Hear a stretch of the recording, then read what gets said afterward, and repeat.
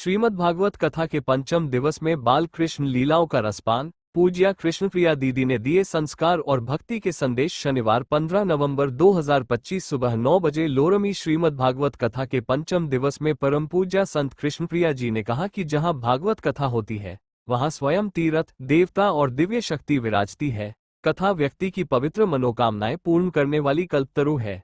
दीदी जी ने बाल कृष्ण की मनोहर लीलाओं, जन्मोत्सव, पूतना वध, यशोदा मैया की ममता, कालिया नागमान मर्दन, माखन चोरी और गोप्रेम का भावपूर्ण वर्णन किया। उन्होंने कहा कि भगवान कृष्ण पूर्ण ब्रह्म होते हुए भी माता पिता के चरण स्पर्श करने में संकोच नहीं करते, यही जीवन के संस्कार है।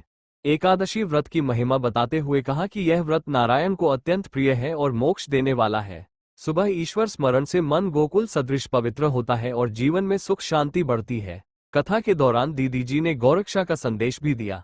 उन्होंने बताया कि मथुरा स्थित उनकी गौशाला में 300 से अधिक गौवंश की सेवा होती है और 1000 गायों के लिए विशाल गौशाला निर्माणाधीन है। उन्होंने कहा, गौसेवा सौभाग्य देती है, पंचगव्य से असाध्य रोग दूर होते हैं, इसलिए सभी को गौसेवा से जुड़ना चाहिए।